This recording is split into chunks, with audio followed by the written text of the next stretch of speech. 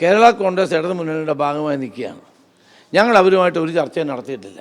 ആ മുന്നണിക്കകത്ത് നിൽക്കുന്ന ഒരു കക്ഷിയെ ഞങ്ങൾ യാതൊരു ഇതുമില്ലാതെ ഞങ്ങൾ ചർച്ച നടത്തുമെന്ന് പറയുന്നത് അടിസ്ഥാനരഹിതമായ കാര്യമാണ്. അത്തരം വാർത്തകൾക്ക് യാതൊരു സ്ഥാനവുമില്ല. അവർ ഒരു മുന്നണി നിൽക്കുന്ന ഒരു കക്ഷിയെ ഞങ്ങളെങ്ങനെ ചർച്ച ചെയ്യും? രാഹുൽ ഗാന്ധിയുമായിട്ട് ഒരു ചർച്ചയും ഉണ്ടായിട്ടില്ല. ഇതൊക്കെ അവാസ്തവമായ കാര്യങ്ങളാണ്, തെറ്റായ പ്രചരണമാണ്. ഞങ്ങൾ കേരള കോൺഗ്രസ് മാണി വിഭാഗവുമായിട്ട് ഒരു ചർച്ചയും നടത്തിയിട്ടില്ല.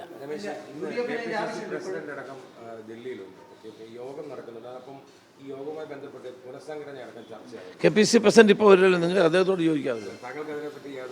ഇല്ല, ഞാൻ മഹാരാഷ്ട്രയുമായി ബന്ധപ്പെട്ട കാര്യത്തിന് വന്നു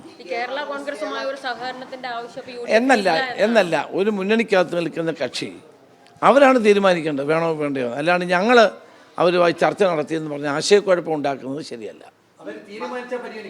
അല്ല, അത് തീരുമാനിക്കട്ടെ, എന്നിട്ടല്ലേ അവരൊരു മുന്നണിക്കകത്ത് നിൽക്കുന്ന കക്ഷിയെ ഞങ്ങൾ ചർച്ച നടത്തി രാഹുൽ ഗാന്ധിയെ കണ്ടു എന്നൊക്കെ പറയുന്നത് അവാസ്തവമായ കാര്യങ്ങളാണ്.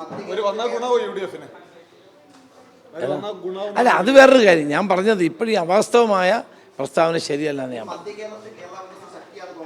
അല്ല, അതല്ല ഞാൻ പറയുന്നത്. ഞാൻ ഈ വാർത്തയോടാണ് പ്രതികരിച്ചത്. ഇപ്പോൾ ഒരു ചർച്ച ഉണ്ടായിട്ടില്ല. നാളെ ഉണ്ടാവുമെന്ന് ചോദിച്ചാൽ എനിക്ക് ഇപ്പോൾ പറയാൻ പറ്റില്ല.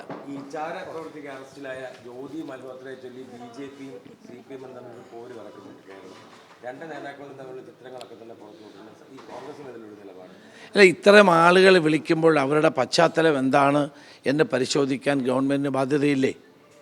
എന്തിനാണ് ഇങ്ങനെയുള്ള ഏജൻസികളുള്ളത്?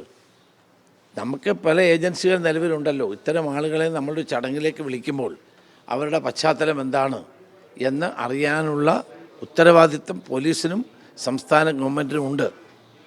പക്ഷേ ഞാൻ അത് ഒരു വിവാദമാക്കാൻ ആഗ്രഹിക്കുന്നില്ല.